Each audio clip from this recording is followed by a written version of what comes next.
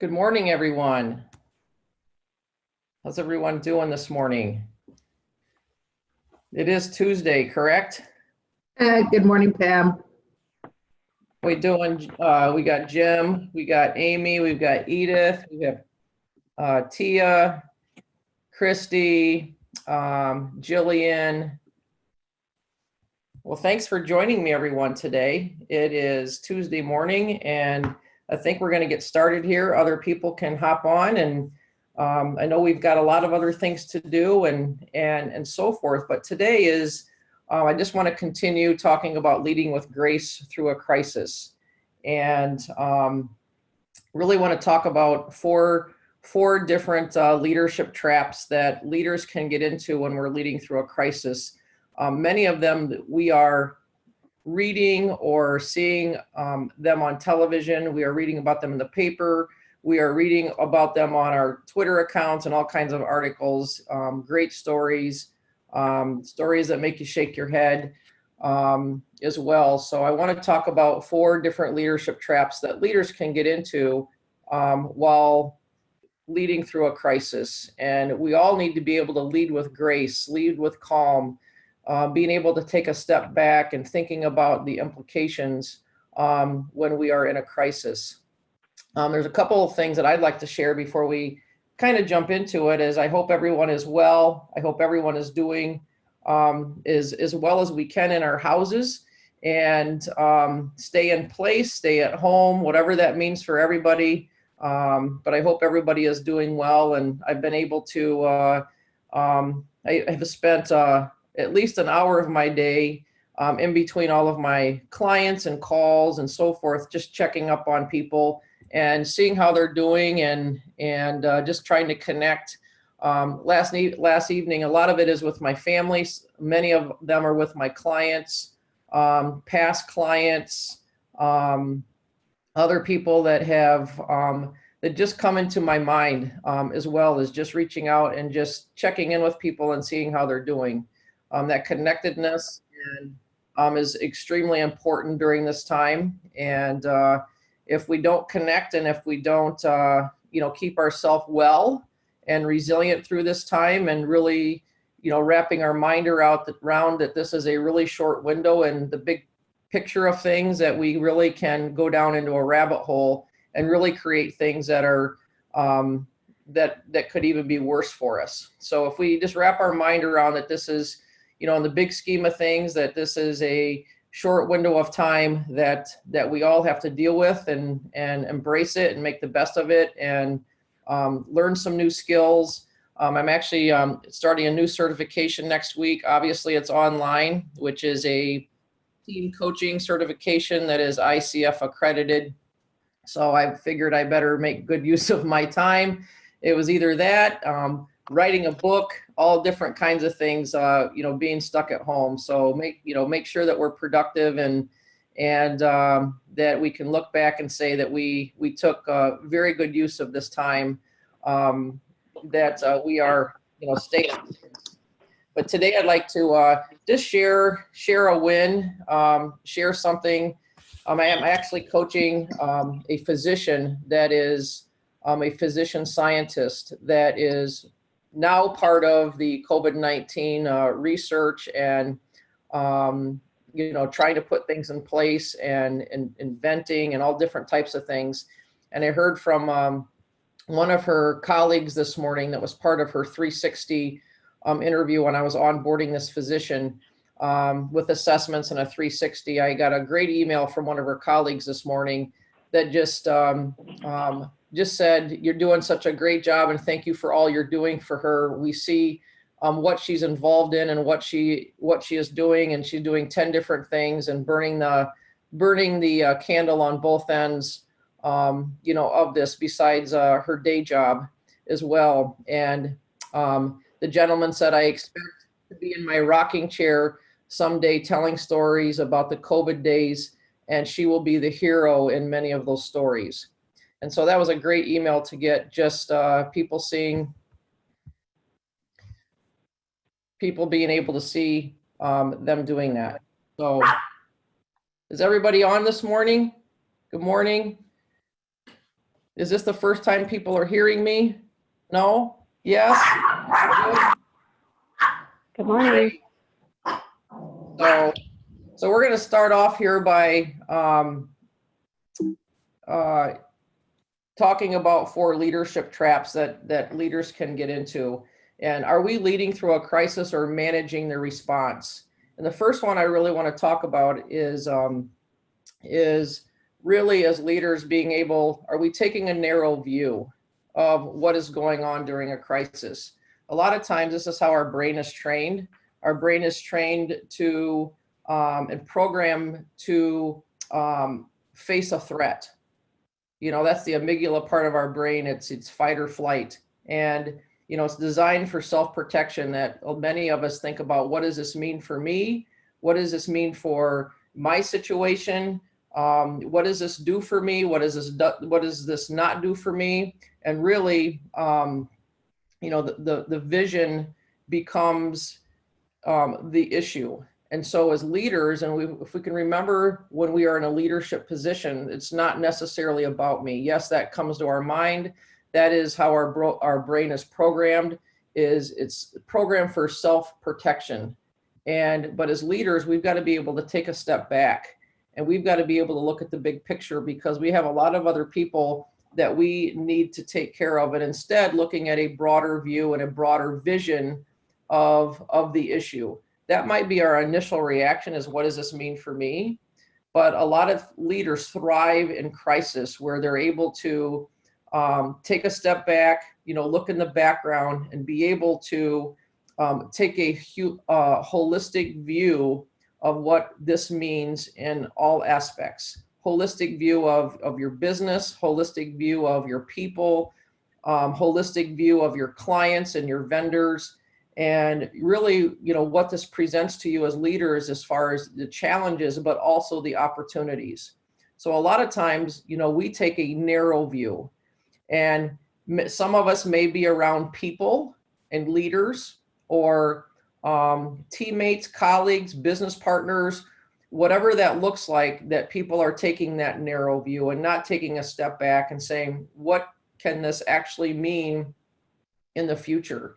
And taking a more holistic approach at your business and your people and so forth. And a couple examples that I want to share. Obviously, many of you know that I came from the sports world, and I'll give you a couple examples as far as that's concerned. Is the NCAA late last night, about 7 p.m. passed that all of the spring athletes that can come back, and they can come back for their 5th year. So the NCAA took a holistic view, not what's best for them now, because it can cost schools a lot of money.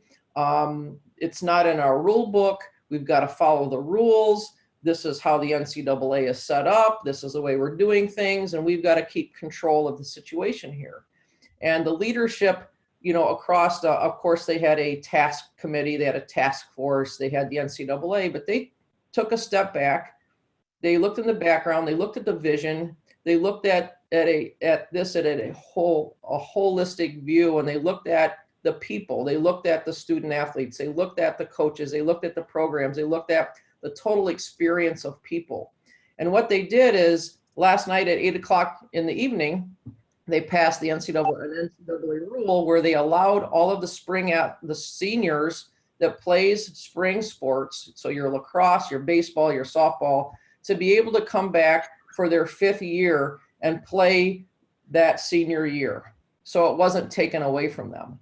And that's what I mean by a holistic view of being able to take a step back and putting beside some of the things that are possibly protecting ourselves, or we don't want to break any rules, or this is how our company's always done this, or no, we're not going to change the way that we have done things.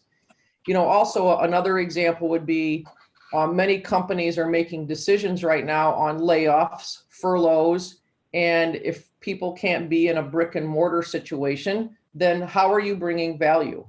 You know, how are you bringing value to the company? Because what you do as a job or as employment, you have to be here, and those things aren't happening anymore, like events or concessions or groundskeepers or restaurant owners or whatever that looks like in businesses, but leaders are getting creative. Again, what does this mean for me? And we're losing money, or we've got to take a hit, or we're not going to let this affect our business.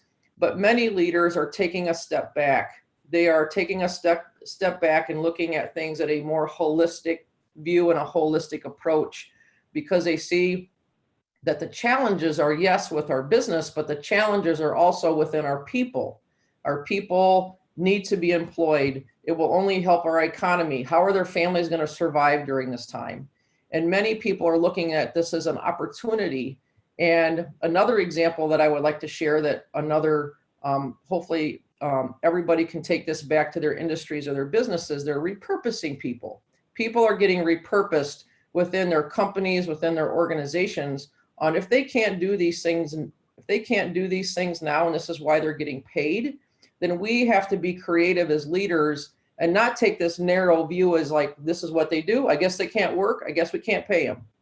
But they're taking a more broader look at this and saying, we have some challenges right now. Our challenges are with our business. Our challenges are also with our people. But how can we repurpose these people? And I live out on the East Coast now, and obviously very close to, a lot of the things that Penn State University is doing with their people. School is canceled for the rest of the year. Graduation is canceled.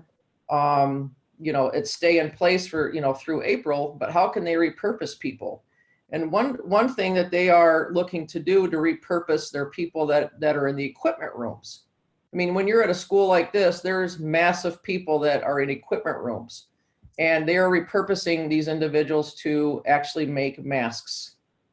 And so equipment room are going to learn how to make masks. They're going to learn how to make gowns. They're going to learn how to make different things so they can keep these people employed. They can keep these people working. They might not be doing this for the people. They'll be doing this for the medical school, the College of Medicine here, on campus, for the hospitals in the location or within Pennsylvania. And depending on how fast they can make them, maybe across the country. But that's just an example of what great leaders can do. Is what does this mean for me? Well, we're going to lose money, and we think very short-sighted, on that. A couple other examples before I want to go on to number 2 on leadership traps is where leaders aren't taking a narrow view here. I'm going to try to advance this. There is a CEO out in Seattle, and obviously we know all of the chaos and disruption that's going on out in Washington. But the CEO of a credit card purchasing company, he cut his salary 5 years ago from $1.1 million to $70,000 to, he wanted to make sure every employee, and there's 100 employees that work in his company, made at least $70,000. And so he got everybody up to $70,000. And now with this crisis that's going on, he cut his pay to zero. So he was committed to not laying off anybody so everybody could keep their jobs. And, it's the least that some of these CEOs that are making millions of dollars and being able to take a more holistic view of their company. And when you take care of your people and you try to repurpose them, or you take care of them, it helps the economy. But I'll tell you, when we get through this, and again, this is such a short window here, hopefully, that these people are going to be so loyal. Everybody had a retention problem going into this, and we'll see how many of these people will stay or want to go to other jobs. And my guess is, because we were taken care of during some of the worst times in our lives or our families' lives, my guess that these people are going to think 2, 3, 4, 5 times before they look to go get another job, where he is taking on a more holistic approach and not being so narrow-minded, like, what does this mean for me? And being more self-protective of his company and himself, but he is giving it up for his employees. Another example is the Delta Airlines CEO. And this was back at the very beginning of March, before things really started blowing up. The travel industry is taking a major hit. And in light of all of this, he gave up 100% of his salary and his income for the next 6 months for his employees, for the business and everything. So, there's a lot of people out there that are making a lot of sacrifices, period. But there are a lot of people out there that are great leaders that are taking a more holistic approach on this, on really, after we get through this, what does this mean in the long run? And being able to lead through a crisis is really, making those types of decisions. Besides taking a narrow view when you're leading through a crisis and not, or managing the response, is being able to take, a long view as well. Being able to take a long view of your life, being able to take a long view of your career, also within your business and within your companies. If you can think about a position that you're in within your company, is, a lot of leaders, as soon as a crisis, there's many leaders that are outstanding in a crisis. They relish in crisis. They flourish in crisis. It's like a sugar high for like an athlete. When there's crisis, there's leaders that just snap into action and they live for crisis, but there's many leaders that jump right into the operational things of it instead of taking a longer view of really what this means.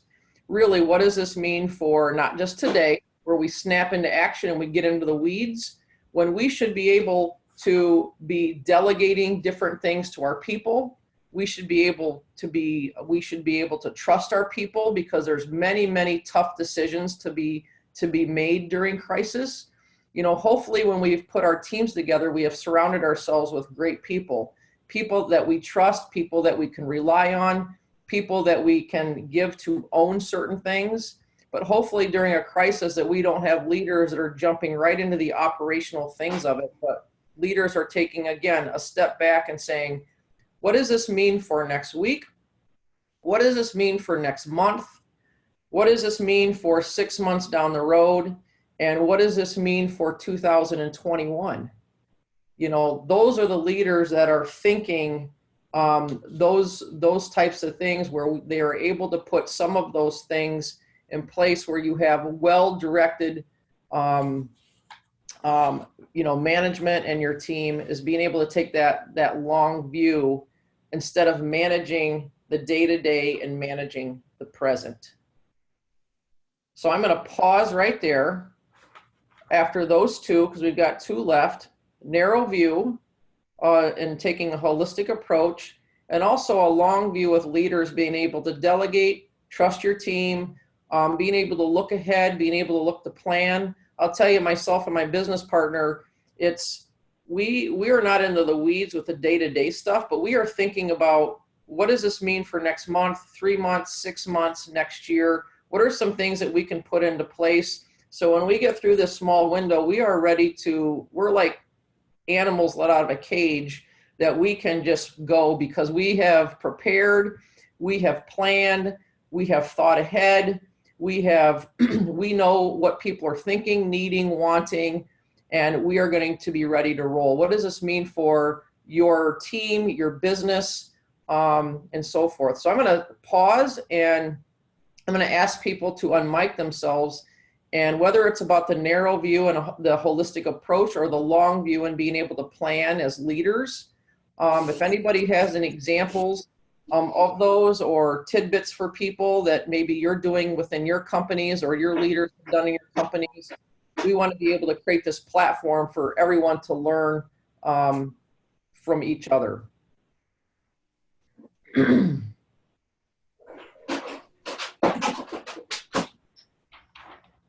Is there anybody that has anything to share?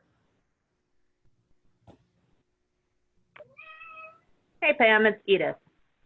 Hi, Edith.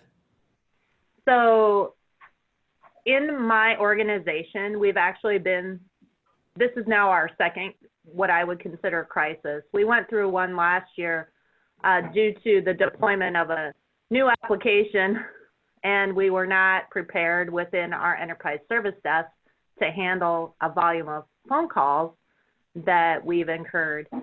And the manager who oversees us instantly jumped into what you just described, and not having that long view.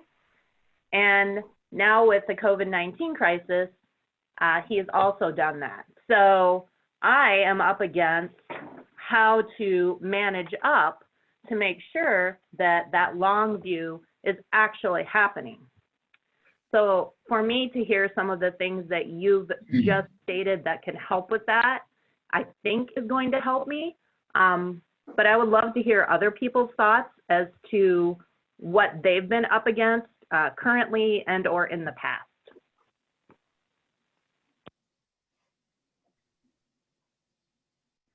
So some of the things, and I'll let some other people talk, because this is the, I would say 80% of leaders, your great leaders take a step back and they trust their teams, they delegate. And I would say to have a conversation as a team, or have a conversation that is not personally, or that is felt like it's a personal attack, and the individual gets defensive. So if you can know up front how this individual will take this information, but just saying, hey, we got this. Things like this bring people together even closer than what they were before. And you have a team around you that is talented, professional, we care, and you've got to trust us and delegate some of these day-to-day decisions. You've got to trust us with some of these things, because you got to trust that we can make some of these tough decisions. And you'll have to figure out then how you communicate that to him as far as what decisions that you've made, because communication is more important now than it's ever been before on some of these things that we're talking about. And so the trust, the delegation, you've got a high-performing team. There's a reason why you hired us. You've got to allow us to make and empower us to make some of these tough decisions. While now this allows you and frees you up to think about how this is going to impact, us this month. Where are we going to be by June 1? Where are we going to be by the end of the summer? Where are we going to be by the end of the year? And so your leaders are forecasting out what they need to do to pivot or to shift or to prioritize different initiatives that you have on your plate. Some of your initiatives might need to go on the back burner because there's other things that are very relevant in today's world that need to get done. And so some of those conversations need to happen, but I just think being able to have those trusting conversations where you can actually have those healthy conflict is really important for you to be able to have. Has anybody else had to deal with that in the last couple of weeks? Hey, Pam, this is Jim, and we have a long history of talking about pivot. Edith, you might consider how you move with this leader versus some sort of a move that's more forceful or avoidance. And so it might begin with common ground and figure out how you can use the rhythm and the cadence of moving together, almost like an Aikido versus an attack or some other thing that might cause constraint and a barrier and obstacles, just as a way of trying to get some traction on, taking the direction you'd like to see the organization go. And it is a pivot move for yourself to figure out how can I move with this person versus against them. Just a thought for consideration. Thanks, Jim. Hey, That's really helpful. This is Sean Swears, and I was going to add to kind of on what Jim said. If you're not being dragged into kind of this day-to-day firefighting that might be happening at your organization, you could potentially take a little bit of the burden off of him if he has a hard time going for that, next month, next 6 months planning and saying, hey, I've been thinking about some of these things. How about I go off on this path? If he likes the firefighting piece, and then when he's ready to come up for air, so to speak, you can be ready with a plan to propose to him that then maybe he can take and execute on. So that would be another option, like if he could delegate that to you in some way, shape, or form, because it sounds like he thrives in that day-to-day, and maybe he would welcome some help in the long-term planning. Dawn and Jim, those are two great suggestions. And what I heard Jim say is is to, Edith, be able to go with him instead of saying, hey, let me go in this direction and let me do it. Like being able to find common ground and to go with him and making him feel like you are going with him. What I heard Sean say is go to him and be more solution oriented. Go with solutions. There are so many leaders that I coach and I work with now that are pulling their hair out because all that people can do is they want answers. They want you to think for them and they want you to make every decision for them. And they come with problems every day and no solutions. And so if you're just going to go dump a whole bunch of problems on your boss or supervisors or managers' desks and you're allowed them or you're asking for them to solve all your problems, leaders want solutions. They want you to be solution oriented.